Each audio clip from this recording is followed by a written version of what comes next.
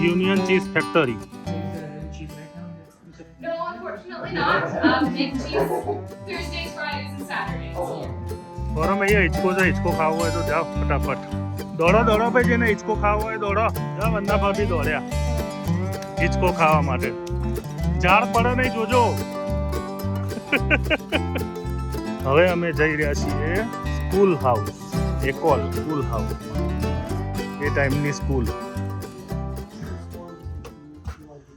Hello, Jenny. Hello. Welcome, Hello. welcome. Welcome to our little school. Yeah, I am in school. Oh, excellent. You are a professor from there. Well, I'm an 1866 professor. Yeah. I'm not sure I could get a job in the modern school system of yours, but that's another matter. So where are you folks visiting from? We are from Montreal. Montreal? Anglais? Parlez-vous anglais? Okay. English, English. Okay, excellent. So this is a rural schoolhouse from 1866. It's farms in a small village. And all the children from ages 6 to 12 would come to this one school. And there might be 20, 30, 40 children in here all at the same time. So I'm teaching grade 5s and 6s as well as 1s and 2s. The school system in 1866 was paid for by the families. There was no public schooling. There was no government involvement. So the families in this area built this school, they hired the teacher, and because they believed that educating children was important, even though there was no government support for it in the 1860s. And so the goal was to educate you enough so that by the time you finished grade 6, you knew how to read, you knew how to write, you knew how to do basic arithmetic, and you were ready for the world. And I was saying to these people that if you wanted to go on to continue your education and you lived in a small area like this, it was very, very difficult. Almost impossible because the nearest high school was 20 kilometers away or 20. You could not get there in 1866. You couldn't walk it and there were no roads where you could ride a horse even if you had a horse. So at the end of grade 6 might be the end of your schooling forever. Because you were in a small village. If you were from Toronto, you might have the chance to, or Montreal, you could go to school and continue. The subjects were pretty simple: reading, writing, and arithmetic. Maybe some history, maybe some geography. In the Catholic school system, like in Quebec, the French Catholic, which was the church provided the education, there would be religious instruction. But in the Protestant school system of the English schools, there was no religious instruction. What they did was they would teach you morals, how to be a good person, how to be respectful, how to be good to your neighbor. They would teach you morals about how to be a good citizen, how to be a good young lady and young gentleman. They would teach you that kind of moral teaching as well as the basics. Again, all the children are together. I might get the older children to help me teach the younger children because there's too many. In 1866, in this area, in Ontario, what is now Ontario, about 60% of the teachers were men and 40% of the teachers were women. In this area, it was actually 50-50. Now I'd like to think it's because of equality. The real reason was, again, the parents are building the school, the parents are paying for the teacher. They said, well, gee, we can hire 2 female teachers for the price of 1 man teacher, because people were paid half. Yeah. The women are paid half of what the man teacher was paid. Because they thought was, well, you're only going to teach for 1 or 2 years anyways, and you're going to get married and have children. And if you could not teach if you were married, a married woman. You could be a teacher as a married man, but not as a woman. But the thought was you're going to have babies and you won't be able to teach. So it was very discriminatory. But for the young woman, it was one of the few jobs that she could ever get working outside the home, where she's actually being paid. The average salary in 1866 was about $1 a day, or $200 a year. A young man teacher would be paid here about $250 a year. In Toronto, they might be paid $350 a year. A young woman might be getting $125 a year here, and $200 or $150 in Toronto. It was enough that they could live independently and leave the farm and leave the village. So it was one of the few paying jobs for young women. Now, the qualifications to teach here were very interesting. You didn't have to go to be university educated. In fact, young women weren't allowed to university or college in the 1860s. They were not permitted into colleges.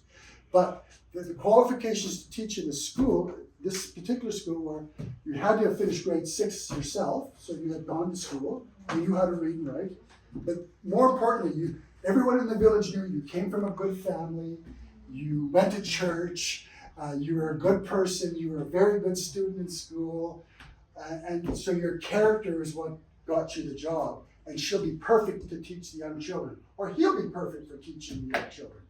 Now, if you went on to high school, for the higher grades, the teachers there were university educated. They had gone to teachers' college because you were preparing those scholars for university, become doctors and lawyers and the sort. Yes. So then how old would somebody have been at their youngest if they were teaching? 16 or 17?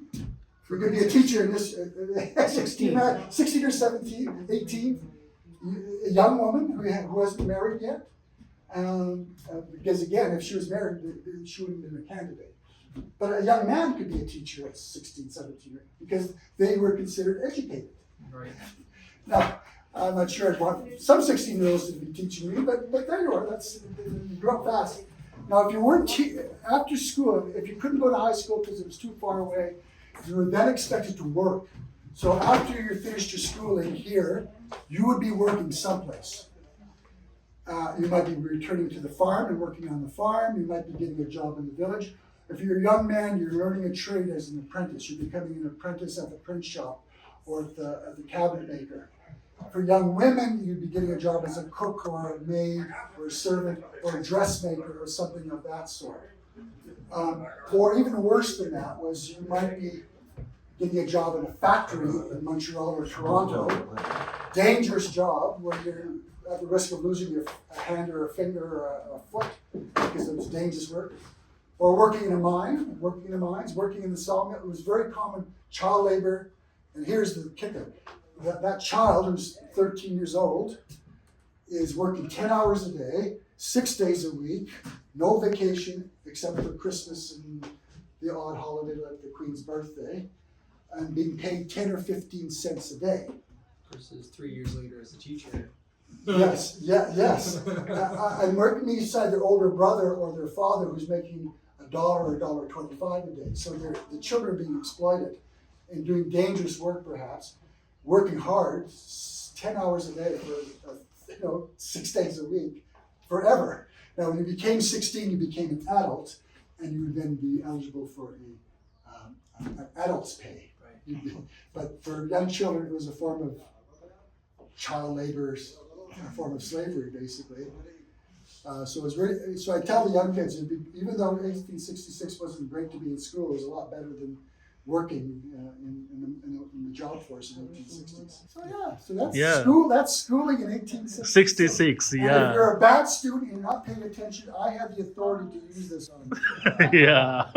Which was, in fact, I did have the authority. I didn't have to ask permission from the mother and father to strap your child. If the child was habitually causing problems, that was the ultimate threat. Now in the 1840s and 50s, they would use the rod. They would actually beat the child, usually on the backside. Yeah. But that was outlawed. Beating a child was outlawed. But hitting the child for discipline is still permitted. So they want to try it. No. Oh, Yeah. You promise you'll be good, because if you don't, I'll tell your mother and father, and the dad would probably say he's bad again and give him the strap. But this was in play for a long, long time, well past the 1860s. Is that on the hands? So the deal was, Tommy, you've been told again and again not to fight. I told you this, you run out of chances. You're not listening, you're not learning proper respect, you're disrespecting me, and you are continuing to cause problem in the classroom. Come here now, stand there, and you would stand there because otherwise you'd get a bigger beating at home probably. And then you put up both your hands, and how many times you got hit depending upon a number of factors. How strict the teacher was or how mean the teacher was. Or how bad you had been, but you could get the strap 5, 10 times, and it was bad for a whole bunch of reasons. You're hurting the child because that hurt. you're being embarrassed in front of all your classmates. They're all saying, and likely if I hit hard enough, which they did, I was given the strap when I was in grade 1 as a 6-year-old. So that's not 1866, but it was in use.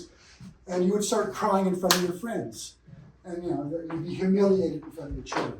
So you were given chances, but for some reason, if the child didn't improve their behavior, that was the ultimate threat.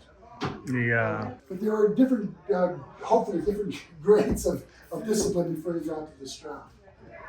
But again, you were being taught maybe by a 17-year-old boy who didn't realize how hard he might be hitting the child, because he himself might be getting beat at home too. So.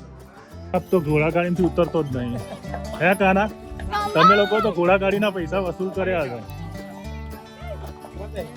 છોકરાઓને મજા આવી ગઈ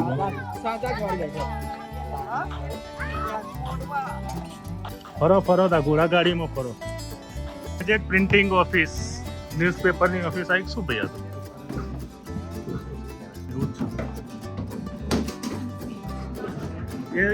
એ જમાનાના ચોપાનિયા એ તો બધું આપણે તો ઇન્ડિયામાં બી ઘણી જગ્યાએ તો ઓફસેટ પ્રિન્ટિંગમાં જાઉં તો આવું હોય જ બધે હોય જ આવું જ હોય આ ગોઠવવાનું હોય બધું ગોઠવવા પડે તો હવે કોમ્પ્યુટર આવ્યા પહેલાં આ જ રીતે થતું હતું બધે એક વર્ડ ગોઠવવો પડતો હતો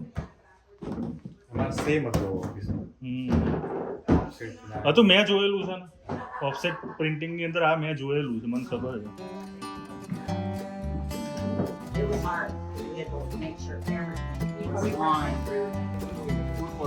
ફૂડ કોર્ટ છે પેલો કે અમને પટ્ટાથી અહીંયા મારતા હતા 1866 મેં કહું 1866 ની વાત ક્યાં કરો છો અમે તો 1980 કે 90 ભણતા તારા આ જ કરેલું છે બધા ડસ્ટરથી ખાધેલા છે અને ફૂટપટ્ટીઓ ખાધેલી છે હજુ મારે છે સ્કૂલમાં તો ભલે તમે લોકો 1866 કરતા હતા dear mid house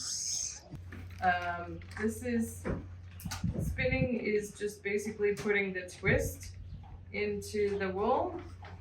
When I'm sitting at this wheel, the wheel is doing the twisting for me. I'm just feeding in the right amount of yarn to make a nice even piece.